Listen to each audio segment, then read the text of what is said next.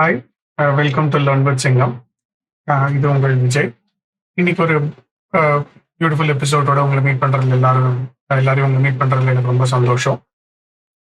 இன்னைக்கு நம்ம பார்க்க போற வீடியோ, இதுக்கு முன்னால வந்து நம்ம ஆர் கோடிங் எல்லாம் பார்த்தோம். பட் சரி, ரொம்ப இந்த மாதிரி கோடிங் ப்ரோக்ராமிங் இருக்கிறதுனால ரொம்ப போர் அடிக்கும். அதனால சும்மா ஒரு சேஞ்சுக்கு எப்படி நம்ம ரிட்டையர்மெண்ட்டுக்கு பிளான் பண்ணலாம் அப்படிங்கிற ஒரு டாபிக்கோட உங்களை எல்லாரையும் இன்னைக்கு மீட் பண்ண போறேன். வாங்க, we will go into the subject. So இன்னைக்கு அஜெண்டா என்ன அப்படின்னா, எப்படி வந்து சக்சஸ்ஃபுல்லா நம்மளால ரிட்டையர் ஆக முடியும், அப்படி ரிட்டையர் ஆகணும் அப்படின்னா நம்ம என்னென்ன பண்ண போறோம்.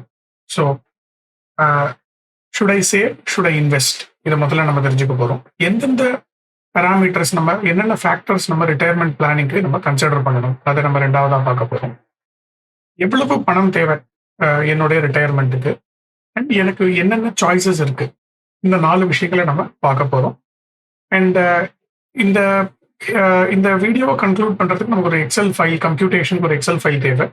அதையும் இந்த டிஸ்கிரிப்ஷன்ல கொடுக்குறோம். மேபி உங்களோட கமெண்ட்ஸ், ஃபீட்பேக்ஸ் நீங்க அதை யூஸ் பண்ணி பார்த்துட்டு உங்களுக்கு கொஸ்டின்ஸ் இருந்தால் சொல்லுவோம். இஃப் ரெக்வயர்ட் நம்ம ஒரு லைவ் செஷன்ல மீட் பண்ணி நிறைய இதை பத்தி நம்ம டிஸ்கஸ் பண்ணலாம். ஸோ சேவிங்ஸ் அப்படின்னா என்ன, இன்வெஸ்ட்மெண்ட் அப்படின்னா என்ன, முதல்ல நம்ம ரிட்டையர்மெண்ட் பிளானிங்கை பத்தி யோசிக்கிறதுக்கு முன்னாடி இந்த 2 டெஃபினிஷன் நம்ம தெரிஞ்சுக்கிறது ரொம்ப ரொம்ப இம்பார்ட்டன்ட். சேவிங்ஸ் அப்படிங்கிறது என்ன அப்படின்னா, நம்ம செலவு போக மீதி இருக்கிற பணம், அந்த மாதிரி நம்ம எடுத்து வச்சுக்கலாம். ஃபார் எக்ஸாம்பிள், நீங்க ஒரு பர்ஸ்ல நீங்க இந்த மந்த் செலவு போக இல்ல நீங்க ஒரு 500 ரூபாயோ 1000 ரூபாயோ 2000 ரூபாயோ எடுத்து வச்சீங்கன்னா அதை நீ சேவிங்ஸ் அப்படிங்கிற மாதிரி யூ கேன் ட்ரீட். அது உங்க கையில இருக்கிற வரைக்கும் அது மேற்கொண்டு வளர போறது இல்லை. நீங்க ஒரு 10 வருஷம் உங்க பர்ஸ்லயே இருந்தா கூட அந்த 1000 ரூபாய் அது 1000 ரூபாயா மட்டுமே தான் இருக்க போகுது. இன்வெஸ்ட்மெண்ட் அப்படிங்கிறது என்னன்னா, நீங்க ஒரு அசட், அது கோல்டா இருக்கலாம், ஷேர்ஸா இருக்கலாம், இல்ல வீடு, அந்த மாதிரி எந்த விதமான ஒரு அசட்டா இருக்கலாம். அதை நீங்க வாங்குறதோட இன்டென்ஷன் என்ன அப்படின்னா, அது இப்பல இருந்து எதிர்காலத்துல இன்னும் ஒரு பெரிய வேல்யூக்கு அது அப்ரிஷியேட் ஆகும் அப்படிங்கிற அந்த ஒரு இன்டென்ஷனோட வாங்குறத இன்வெஸ்ட்மெண்ட் அப்படிங்கிறத நம்ம ட்ரீட் பண்ணலாம். சரி, இப்ப இந்த ரிட்டையர்மெண்ட் பிளானிங் அப்படின்னா, இது இப்பல இருந்து ஒரு 20 வருஷம் இல்ல 15ல இருந்து ஒரு 20 வருஷமோ இல்ல 25 வருஷமோ கழிச்சு நடக்க போற ஒரு ஈவெண்ட். இந்த ஈவெண்ட்டை நான் பிளான் பண்ணணும் அப்படின்னா எனக்கு என்னென்ன ஃபேக்டர்ஸ் நான் கன்சிடர் பண்ணணும் அப்படிங்கிறது ரொம்ப ரொம்ப இம்பார்ட்டன்ட். அதாவது நமக்கு ஒரு ஏதாவது ஒரு யார்ட் ஸ்டிக் வேணும், நமக்கு ஒரு அளவுகோல் வேணும், நம்ம எதெல்லாம் கன்சிடர் பண்ணணும், எதெல்லாம் கன்சிடர் பண்ணக்கூடாதுங்கிற ஒரு யார்ட் ஸ்டிக் வேணும். ஸோ நான் முக்கியமா என்னுடைய பர்சனல் ஒப்பீனியன்ல இருந்து 4 முக்கியமான பேராமீட்டர்ஸ் நம்ம கன்சிடர் பண்ணணும் அப்படிங்கிறது என்னுடைய பர்சனல் கருத்து. அஃப்கோர்ஸ் யூ கேன் கமெண்ட், வேற ஏதாவது கன்சிடர் பண்ணணும்னு நீங்க ஃபீல் பண்ணீங்கன்னா feel free to let us know. So முதல் கன்சிடரேஷன் இன்ஃப்ளேஷன். இன்ஃப்ளேஷன் அப்படின்னா பணவீக்கம் அப்படிங்கிற ஒரு ஈக்குவலண்டான ஒரு தமிழ் வேர்டுக்கு நம்ம ரிலேட் பண்ணிக்கலாம். ஸோ பணவீக்கம் அப்படிங்கிறது லட்சே ஒரு 5 வருஷத்துக்கு முன்னாடி நம்மளோட லட்சே பெட்ரோல் விலை ஒரு 50 ரூபாய் இருந்தது. ஆனா இன்னைக்கு பார்த்தேன்னா அது 100 ரூபாயா இருக்கு பர் லிட்டர். அதே மாதிரி மளிகை சாமான் ஒரு குடும்பத்துக்கு ஒரு 2000 ரூபாய் தேவைப்பட்டிருக்கலாம் ஒரு 3-4 வருஷத்துக்கு முன்னாடி. இன்னைக்கு மேபி 5000 ரூபாய் தேவைப்படலாம். ஸோ ஒரு கன்சிஸ்டண்டா ஒரு விலை ஏற்றம் அப்படிங்கிறது இன்ஃப்ளேஷன் நம்ம ஞாபகம் வச்சுக்கணும். இது ஏன் ரொம்ப இம்பார்ட்டன்ட் அப்படின்னா, நம்ம ரிட்டையர்மெண்ட் இன்னைக்கு ஆக போறது இல்லை, இப்பல இருந்து ஒரு 15 வருஷமோ இல்ல 20 வருஷமோ 25 வருஷமோ கழிச்சு நம்ம ரிட்டையர் ஆக போறோம். ஸோ இந்த இன்ஃப்ளேஷன் அப்படிங்கிறது ஒரு முக்கியமான பேராமீட்டர். 2வது முக்கியமான பேராமீட்டர், நான் எந்த இடத்துல இன்வெஸ்ட் பண்றனோ அது என்ன விதமான ஒரு ரிட்டர்ன்ஸ் எனக்கு கொடுக்கும். ஏன்னா இன்னைக்கு நிறைய இடத்துல நம்ம இன்வெஸ்ட் பண்ண முடியும். மியூச்சுவல் ஃபண்ட்ஸா இருக்கலாம், ஸ்டாக்ஸா இருக்கலாம், ட்ரேடிங்ஸா இருக்கலாம், இல்ல கோல்டா இருக்கலாம், இடிஎஃப்ஸா இருக்கலாம், இல்ல என்பிஎஸ் மாதிரியான ஒரு விஷயங்களா இருக்கலாம், இல்ல பிபிஎஃப் மாதிரி விஷயங்களா இருக்கலாம். இது என்ன மாதிரி ரிட்டர்ன்ஸ் கொடுக்கும், அது நமக்கு ரொம்ப ரொம்ப தெரிஞ்சுக்க வேண்டியது ரொம்ப ரொம்ப அவசியம். So that is point number 2. 3வது நம்ம தெரிஞ்சுக்க வேண்டியது, நம்மளோட செலவுகள் போஸ்ட் ரிட்டையர்மெண்ட் எப்படி இருக்கும், அதுக்கான ஒரு எஸ்டிமேட் நமக்கு தெரியும். ஸோ அது தெரிஞ்சா நம்மளால பிளான் பண்ண முடியும். 4வது, எவ்வளவு நாள் நம்ம ரிட்டையர் ஆனதுக்கு அப்புறமா உயிரோட இருக்கும் அப்படிங்கிறது நம்ம தெரிஞ்சுக்க வேண்டியது ரொம்ப முக்கியமான விஷயம். இந்த 4 பேராமீட்டர் தெரிஞ்சுக்கிறது மூலமா நம்மளால ஒரு பெட்டரான ஒரு ரிட்டையர்மெண்ட் பிளானிங்கை பிளான் பண்ண முடியும். ஸோ பார்க்கலாம் இது எப்படி நம்ம எஸ்டிமேட் பண்றதுங்க. ஸோ முதல்ல நம்ம ஒரு லைஃப் எக்ஸ்பெக்டன்சி பார்க்கலாம். ஸோ இன்னைக்கு நம்ம இங்க இருக்கோம், 58 வயசுங்கிறது நமக்கு டெஃபினட்டா தெரியும். நம்மளோட ரிட்டையர்மெண்ட் ஏஜ், இந்தியாவோட ரிட்டையர்மெண்ட் ஏஜ் 58. மேபி கவர்மெண்ட் ஃபியூச்சர்ல இது 55ஆவோ இல்ல இன்னும் குறைச்சலாவோ பண்றதுக்கான வாய்ப்புகள் இருக்கு. பட் இன்னைக்கு தேதிக்கு 58 வயசு இஸ் ரிட்டையர்மெண்ட் ஏஜ். பட் எது வரைக்கும் நம்ம இருப்போம் we don't know. So based on government report, நிதி ஆயோக் அப்படிங்கிற ரிப்போர்ட் படி பார்த்தீங்கன்னா லைஃப் எக்ஸ்பெக்டன்சி ஒரு ஆவரேஜ் சராசரி இந்தியர்கள் 70 வயசு வரைக்கும் வந்து உயிரோட இருக்கா அப்படிங்கிற மாதிரியான ஒரு ஸ்டாட்டிஸ்டிக்ஸ் இருக்கு. பட் அப்படின்னா 58 வயசுல ரிட்டையர் ஆகிற ஒருத்தர் 70 வயசு வரைக்கும் பிளான் பண்ணா போதுமா அப்படின்னா இது ரொம்ப ரொம்ப கன்சர்வேட்டிவ். ஏன்னா இன்னைக்கு இருக்கிற மெடிக்கல் வேர்ல்டுல வந்து மெடி அதாவது டெக்னாலஜி ரொம்ப ரொம்ப நிறைய இம்ப்ரூவ் ஆயிருக்கு மெடிக்கல் ஃபீல்டுல. ஸோ டெஃபினட்டா 70 வயசு வரைக்கும் பிளான் பண்ணா பத்தாது. ஸோ 80 வயசு வரைக்கும் பிளான் பண்ணிக்கிறது இஸ் மச் பெட்டர். என்ன கேட்டா 90 வயசு வரைக்கும் பிளான் பண்ணிக்கிறது இஸ் ஈவன் மோர் பெட்டர். இன்னைக்கு இருக்கிற மருத்துவ சாதனங்கள் இன்னும் 15-20 வருஷம் கழிச்சு இன்னும் பெட்டரா தான் இருக்கும். மெடிசன்ஸ் எல்லாம் இன்னும் பெட்டரா கண்டுபிடிக்க முடியும். ஸோ அதனால 90 வயசு வரைக்கும் பிளான் பண்ணிக்கிறது பெட்டர். அட்லீஸ்ட் 80 வயசு வரைக்குமாவது டெஃபினட்டா பிளான் பண்ணிக்க வேண்டியது அவசியம். இப்பல இருந்து ரிட்டையர்மெண்ட்டுக்குள்ள மேபி கல்யாணம், குழந்தைகள், வீடு, குழந்தைகள் படிப்பு, அப்புறமா குழந்தைகளோட கல்யாணம், அந்த மாதிரி பெரிய பெரிய செலவுகள்லாம் இருக்கும். இந்த வீடியோல நம்ம அந்த செலவுகளை பத்தி நம்ம ரொம்ப பார்க்க போறது இல்லை. இந்த வீடியோல நம்ம எங்க ஃபோக்கஸ் பண்ண போறோம் அப்படின்னா நம்மளுடைய ரிட்டையர்மெண்ட்ல இருந்து நம்ம கடைசி காலம் வரைக்கும் நமக்கு என்ன மாதிரியான ஒரு ஃபினான்ஷியல் பிளானிங் தேவை, அதுதான் வந்து நம்ம இப்போ ஃபோக்கஸ் பண்ண போறோம். ஸோ இன்னைக்கு தேதிக்கு ஐ மீன் நம்ம ரிட்டையர்மெண்ட்டுக்கு அப்புறமா நமக்கு ரொம்ப இஎம்ஐஸ் இருக்க போறது இல்லை. நம்மளோட வாண்ட்ஸ் ரொம்ப கம்மியாக இருக்கும். மேபி நம்ம செலவுகள் வந்து ஏதாவது கோயிலுக்கோ ஊர் சுத்துறதுக்கோ ஆர் மேபி நம்மளோட மெடிக்கல் எக்ஸ்பென்சஸ் பார்த்துக்கிறதுக்கோ நம்மளோட ரெகுலர் ரொட்டீன் பில்ஸ் எல்லாம் மேனேஜ் பண்ற அளவுக்கு நமக்கு ஒரு வசதி இருந்தா போதும். ஸோ இன்னைக்கு தேதிக்கு ஒரு 40,000 ரூபாய் இருந்தா டெஃபினட்டா ஒரு ஏஜ் கப்பலால சர்வைவ் பண்ண முடியும் அப்படின்னு நான் ஒரு எஸ்டிமேட் எடுத்துக்கிறேன். அஃப்கோர்ஸ் இது 40,000 கம்மியா இருக்குன்னு ஃபீல் பண்ணீங்கன்னா you can definitely put a higher amount for your calculation. ஒரு 25 வயசு இருக்கிற ஒருத்தருக்கு இன்னும் ரிட்டையர்மெண்ட்டுக்கு 33 வருஷம் இருக்கு. 30 வயசு இருக்க வாளுக்கு இன்னொரு 28 வருஷமும், 40 வயசுல இருக்கவங்க ஒரு 18 வருஷமும் அவங்களோட ரிட்டையர்மெண்ட் ஏஜ் வரைக்கும் இருக்கிற ஒரு டைம் இருக்கு. ரிட்டையர்மெண்ட்டுக்கு அப்புறமா நம்மளோட கால்குலேஷனுக்கு இந்த வாட்டி 80 வயசு அப்படிங்கறத எடுத்துக்க போறோம். ஸோ குறைஞ்சபட்சம் 22 வருஷமாவது நம்ம பிளான் பண்ண வேண்டியது is very very important. So நம்ம 4 பேராமீட்டர் பார்த்தோம்.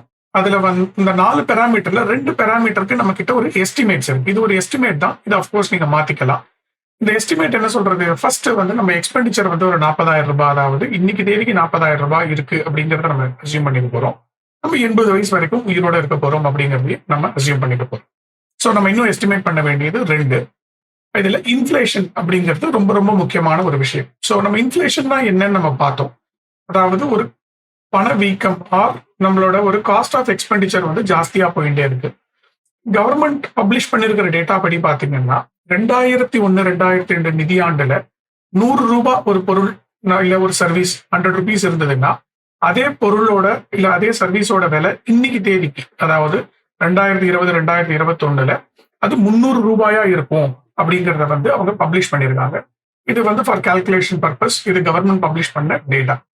அப்படின்னா என்ன அர்த்தம், கிட்டத்தட்ட இந்த 20 வருஷத்துல இந்த 100 ரூபாய் அப்படிங்கிறது 300 ரூபாய் ஆயிருக்கு. அப்படின்னா 6% வந்து இந்த விலைவாசி வந்து உயர்வு வந்து டு த டியூன் ஆஃப் 6% இருக்கு அப்படிங்கிறத நம்மளால புரிஞ்சுக்க முடிகிறது. அதுக்கான கால்குலேஷன் நான் உங்களுக்கு கொடுத்துருக்கேன். It's simple calculation. ஸோ 300 ரூபாய் 301 divided by 100 to the power of 1 by number of years. So 20 years - 1 போட்டேன்னா உங்களுக்கு 5.7 அப்படின்னு வரும். அதை ரவுண்ட் ஆஃப் பண்ணி 6% வச்சுக்கிறேன்.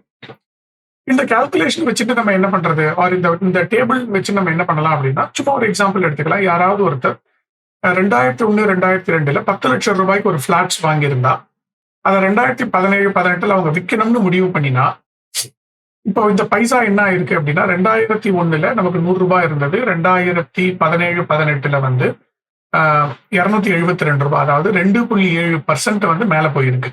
ஸோ அதாவது 272 டிவைடட் பை 100 போட்டேன்னா 2.72.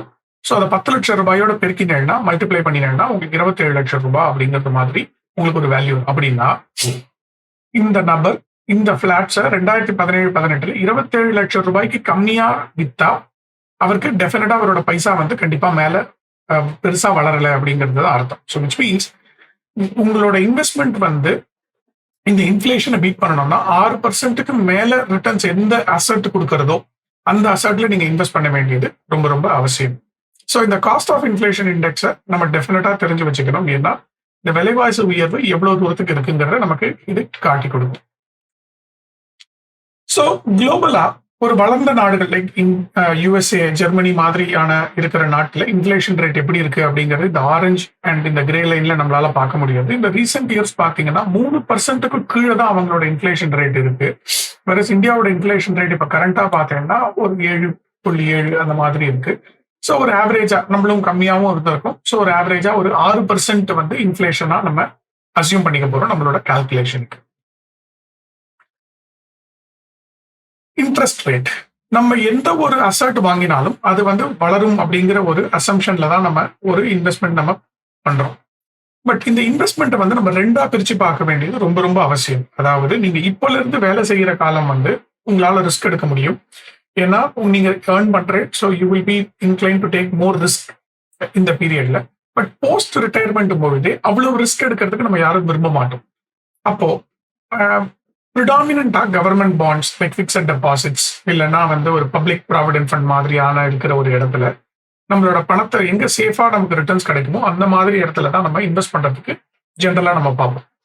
இப்போ மற்ற கண்ட்ரிஸை கம்பேர் பண்றச்சே ஒரு 10 இயர்ஸ் கவர்மெண்ட் பாண்ட் எந்த அளவுக்கு ரிட்டர்ன்ஸ் கொடுத்துருக்குன்னு பாத்தீங்கன்னா இப்போ ஜெர்மனி மாதிரி கண்ட்ரில நெகட்டிவ் ரிட்டர்ன்ஸ் கொடுத்துருக்கு. லைக் யூகேல பார்த்தீங்கன்னா 0.75% ரிட்டர்ன்ஸ் இருக்கு, கனடா 1.5, யூஎஸ் 1.58.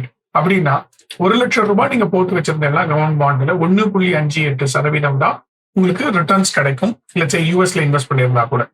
அப்போ இதுல என்ன தெரியறது, முக்காவாசி வளர்ந்த நாடுகள் அவங்களோட ரிட்டர்ன்ஸ் வந்து ரொம்ப கம்மியா இருக்கு. வெரஸ் நீங்க இந்த country like India, Mexico, Brazil இவாளோட ரிட்டர்ன்ஸ் பார்த்தீங்கன்னா 6%ல இருந்து 8% வரைக்கும் இருக்கு. ஸோ அப்படின்னா என்ன அர்த்தம், வளரும் நாடுகள்ல வந்து இன்ட்ரெஸ்ட் ரேட் ஜாஸ்தியா இருக்கு. பட் ஆனா ஒரு ப்ராப்ளம் என்ன அப்படின்னா, India is an emerging economy. அப்படின்னா இப்பல இருந்து 20 வருஷமும் இது எமர்ஜிங் எக்கானமியாவே இருக்கணுங்கிற அவசியம் கிடையாது. நம்மளும் இந்த எமர்ஜிங்ல இருந்து டெவலப்டு எக்கானமி இந்த ஸ்டேட்டுக்கு நம்ம மூவ் ஆகும். அப்படின்னா ரிஸ்க் ஆஃப் ரிட்டர்ன்ஸ் ஆன் நம்மளோட சேவிங்ஸ் இன்னைக்கு 6% இருக்கு அப்படின்னா கூட ஃபியூச்சர் 15ல இருந்து 20 வருஷம் கழிச்சு இந்த இன்ட்ரெஸ்ட் ரேட் வந்து டெஃபினட்டா குறையறதுக்கான வாய்ப்புகள் தான் நிறைய இருக்கு. ஸோ நான் லாஸ்ட் ஒரு 10-15 வருஷத்துக்கான டேட்டாவை உங்களுக்கு இங்க கிராஃப்ல பிளாட் பண்ணி காட்டியிருக்கேன். ஸோ 2013-14 எல்லாம் பாத்தீங்கன்னா 9% நமக்கு ரிட்டர்ன்ஸ் கிடைச்சது. பட் ஆனா இன்னியோட நம்மளோட இன்ஃபிளேஷன் ரிட்டர்ன் ஆன் இன்வெஸ்ட்மெண்ட் பார்த்தீங்கன்னா 6.3 தான் இருக்கு. ஸோ இதனாலதான் இன்னைக்கு நீங்க எந்த பேங்க்லயோ இல்லைன்னா வந்து போஸ்ட் ஆஃபீஸ்லயோ உங்களோட பிக்சட் டெபாசிட்ஸ் நீங்க போய் பார்த்தீங்கன்னா அது கிட்டத்தட்ட இந்த ரேட்ஸுக்கு தான் இருக்கும். ஸோ அப்போ இப்பல இருந்து இன்னொரு 15-20 வருஷம் கழிச்சு இஃப் இந்தியா ஆல்சோ பிகம்ஸ் ரொம்ப ஒரு வளர்ந்த நாடு அப்படிங்கிற ஒரு அந்த ஸ்டேட்டஸ்க்கு வரைச்சு நம்ம இந்த 6%ங்கிறது நம்மளால கன்சிடர் பண்ண முடியாது. நம்மளோட இன்ட்ரெஸ்ட் ரேட் 4% இல்ல 5%க்கும் கீழே இருக்குங்கிறத நம்ம அசியூம் பண்ணிக்கலாம். 2%, 1.5%ங்கிறது இன்னுமே வந்து ஒரு கன்சர்வேட்டிவான அப்ரோச். பட் 4%ங்கிறது கொஞ்சம் அக்ரெசிவ் தான். பட் இருந்தாலும் 4% அப்படிங்கிறத நம்ம கால்குலேஷன் பர்பஸ்க்கு நம்ம அசியூம் பண்ணிக்கலாம். இப்போ 2 காம்பனன்ட் இருக்குன்னு சொன்னோம் நம்ம இன்ட்ரெஸ்ட் ரேட்ல. ஒரு காம்பனன்ட் நம்ம இப்ப சம்பாதிக்கிற இப்போ சமயத்துல இருந்து நம்ம ரிட்டையர் ஆகிற சமயம் வரைக்கும்.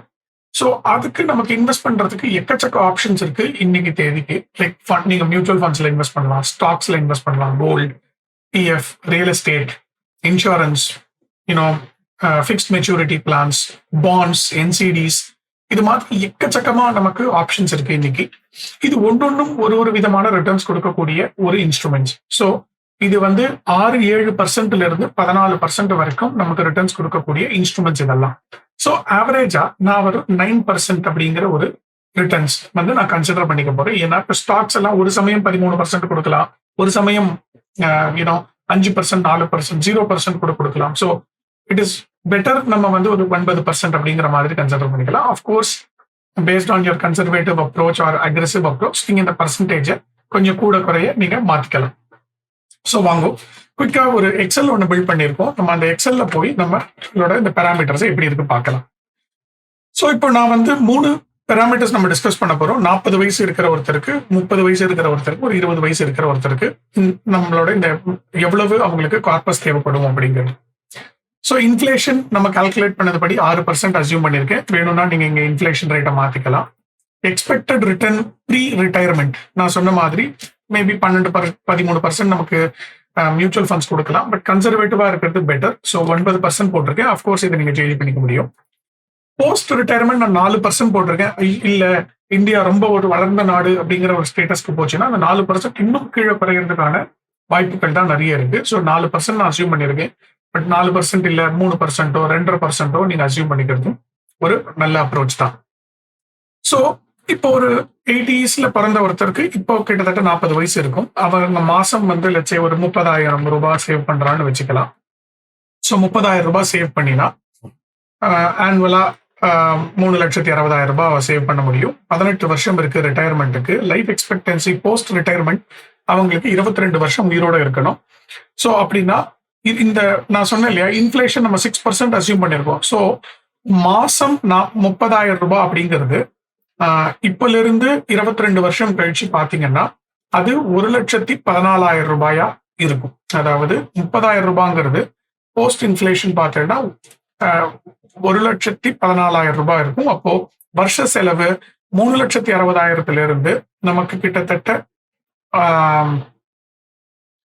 1,14,000 ரூபாயா நமக்கு இருக்க போகுது. ரைட். ஸோ இதுதான் இந்த கால்குலேட்டர் சொல்றது. அப்படின்னா நம்மளோட கார்பஸ் தேவை நமக்கு எவ்வளவு இருக்கும் அப்படின்னு பாத்தீங்கன்னா 4,35,00,000 ரூபாய் குறைஞ்சபட்சம் நமக்கு தேவை. 4 கோடி ரூபாய் இருந்தாதான் நம்மளால 80 வயசு வரைக்கும் நம்மளால சக்சஸ்ஃபுல்லா நம்மளோட எக்ஸ்பெண்டிச்சரை நம்மளால மீட் பண்ண முடியும். ஆனா மாசம் 30,000 ரூபாய் தான் உங்களால சேர்க்க முடியும் அப்படின்னா, ப்ரொவைடட் எவ்ரி இயர் நீங்க 10% உங்களோட சேவிங்ஸ் இன்க்ரீஸ் பண்ணுவீங்க அப்படிங்கிறத அசியூம் பண்ணிட்டா உங்களால எவ்வளவு சேர்க்க முடியும்னா வெறும் 3,62,00,000 ரூபாய் மட்டும்தான் சேர்க்க முடியும். ஸோ கிட்டத்தட்ட ஒரு கோடி ரூபாய்க்கு மேல நமக்கு இங்க ஒரு டெல்டா இருக்கு. ஸோ விச் மீன்ஸ் இது 30,000 ரூபாய் பத்தாது. கண்டிப்பா நம்ம ஒரு 40,000 நீங்க பண்ணினாதான் கிட்டத்தட்ட நம்மளால இதை மீட் பண்ண முடியும். இப்போ இதே எக்ஸல் ஃபைல்ல நான் 2081க்கு பதிலா நான் வந்து 2,991 1991 30 வயசு இருக்கிற ஒருத்தரோட எக்ஸாம்பிள் பார்க்கலாம். 30 வயசு இருக்கிற ஒருத்தருக்கு இன்னும் ரிட்டையர்மெண்ட்டுக்கு 28 வருஷம் இருக்க போகுது. லைஃப் எக்ஸ்பெக்டன்சி போஸ்ட் ரிட்டையர்மெண்ட் 22 வருஷம் இருக்கு.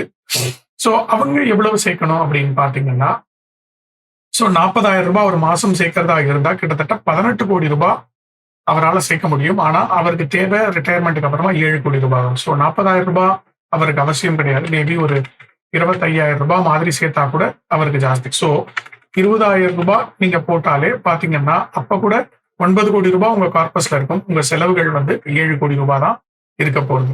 ஸோ எப்படி ஒரு 10 வருஷம் கேப் வந்து நம்மளுடைய இந்த மந்த்லி சேவிங்ஸை வந்து எவ்வளவு தூரம் இன்ஃப்ளூயன்ஸ் பண்றதுங்கிறத நம்மளால இங்க பார்க்க முடியாது. இப்ப இதுவே 2001 20 வயசுல இருக்கிற ஒருத்தர் பார்த்தோம்னா வெறும் 20,000 ரூபாய் சேர்க்கறது மூலமாவே அவர் வந்து 27 கோடி ரூபாய் அவரால் சேர்க்க முடியும். ஸோ இவ்வளவு கூட தேவைப்படாது. ஸோ ஒரு 12,000 ரூபாய் மாசம் சேர்த்தா கூட அவங்களோட போஸ்ட் ரிட்டையர்மெண்ட்டை டெஃபினட்டா சமாளிக்க முடியும். ஸோ இப்ப நம்ம பார்த்த எக்ஸாம்பிள் 3 எக்ஸாம்பிள்ல 20 வயசுல ஆரம்பிக்கிறவா 12,000 ரூபாய் சேர்த்து மாசம் சேர்த்து வச்சு 10% வருஷம் இன்க்ரீஸ் பண்ணினாலே அவங்க 16 கோடி ரூபாய்க்கு மேல அவங்களால சேர்க்க முடியும். ஆனா அவங்க ரிட்டையர்மெண்ட்டுக்கு தேவையானது வெறும் 13 கோடி ரூபாய் மட்டும்தான்.